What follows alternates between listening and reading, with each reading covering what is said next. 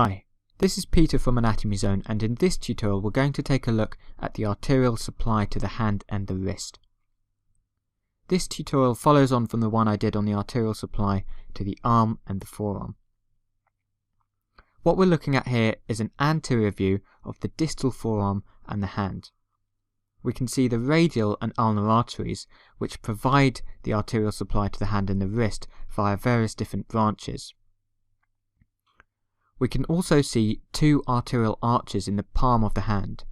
Superficially, in the light blue colour, is the superficial palmar arch.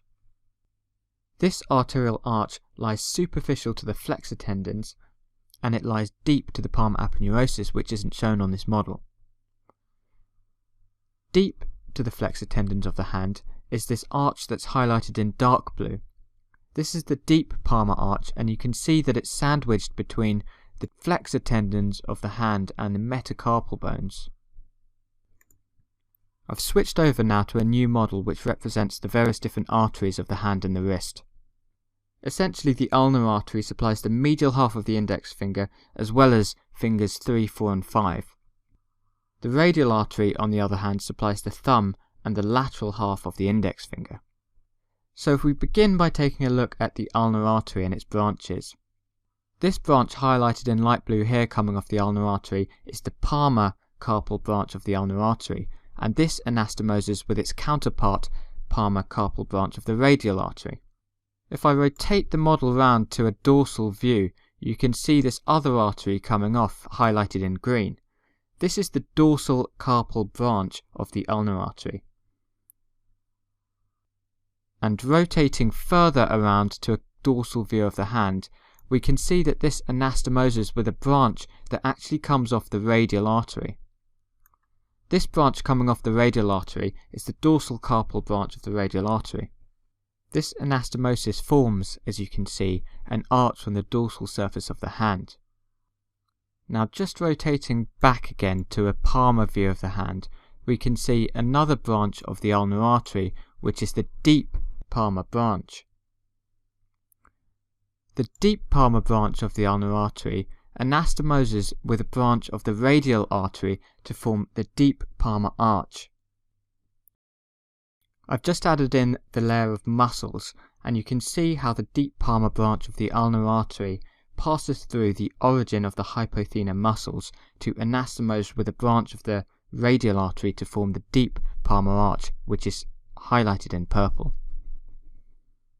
Now, we've looked at the distal branches of the ulnar artery, and we can see now how the ulnar artery itself terminates. It terminates by forming this superficial palmar arch, which you can see highlighted in blue, and this palmar arch is formed by the anastomosis of the ulnar artery with a branch of the radial artery, known as the superficial palmar branch, highlighted in green. Arising from the superficial palmar arch are the common palmar digital arteries. So you can see these highlighted in red. The common palmar digital arteries then divide into proper palmar digital arteries to supply the digits. And if we look medially, you can see this other branch which comes off to supply the little finger. The common palmar digital arteries anastomose with the palmar metacarpal arteries which arise from the deep palmar arch. You can see the palmar metacarpal arteries here in light blue colour arising from the deep palmar arch highlighted in purple. Now, coming on to the distal branches of the radial artery. In light blue we've already seen this branch, the palmar carpal branch of the radial artery, anastomosing with the palmar carpal branch of the ulnar artery. And then in green we've seen how the superficial palmar branch of the radial artery anastomoses with the ulnar artery to form the superficial palmar arch. So this superficial palmar branch of the radial artery arises just before the radial artery curves round to enter onto the dorsal surface of the hand. After the radial artery enters the dorsal aspect of the hand, it passes over the floor of the anatomical snuff box, and then you can see how it passes between the heads of the first dorsal interosseous muscle to re-enter the palmar aspect of the hand. On the palmar aspect of the hand, it then forms the deep palmar arch through this anastomosis with the branch of the ulnar artery called the deep palmar branch, which we looked at before. In addition, there are two other arteries which we can see here given off just as the radial artery turns onto the palmar aspect of the hand. In yellow, we've got the princeps pollicis artery, which is given off as the radial artery turns into the palmar surface to form the deep palmar arch. And this artery runs along the palmar aspect of the first metacarpal, and it divides into two branches distally. The other branch is the radialis indicis artery, which is a branch that supplies the index finger, and you can see this artery in orange running along the first dorsal interosseous muscle. So we've now seen how the superficial and deep arches are formed from the branches of the radial and ulnar arteries.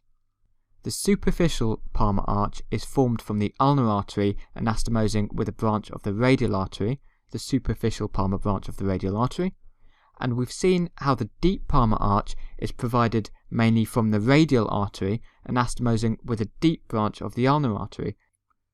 We've already taken a look at some of the branches of the deep palmar arch, but again to reiterate, just rotating the model of the hand around a bit, you can see these branches in light blue colour coming off the deep palmar arch.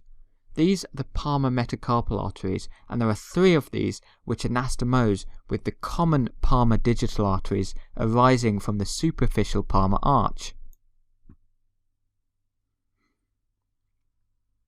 In addition, if I rotate the model back dorsally, you can see some perforating branches which anastomose with the dorsal metacarpal arteries. I've just switched to a different view, and you can see these perforating arteries anastomosing proximally with the dorsal metacarpal arteries. Now just coming back to look at some of the dorsal branches of the radial artery. We've already seen the dorsal carpal branch which comes off the radial artery as it enters the dorsal aspect of the hand. This forms the dorsal carpal arch by anastomosing with the dorsal carpal branch of the ulnar artery, which we looked at before, and you can see it highlighted in green. In addition, you can see these arteries over here which come off the posterior interosseous artery and anastomose with the dorsal carpal arch. Now coming directly off the dorsal carpal arch are the dorsal metacarpal arteries. You can see three of these in yellow. So you've got dorsal metacarpal arteries 2, 3 and 4. On the medial aspect, this artery here is actually a branch which is derived from the dorsal carpal branch of the ulnar artery, and this supplies the little finger, and it's not a metacarpal artery. These three dorsal metacarpal arteries, as you can see, divide into two, so they divide into dorsal digital arteries. Now just coming over laterally to the thumb side, we can see here that the radial artery gives off the first dorsal metacarpal artery, which as you can see divides into two to supply the adjacent sides of the thumb and index finger. That's it for the arterial supply to the hand and the wrist. We've taken a look now at the various different branches of the radial and ulnar arteries, and we've looked at how they contribute to the superficial and deep palmar arches, and how they anastomose on the dorsal surface of the hand to supply the hand and the wrist.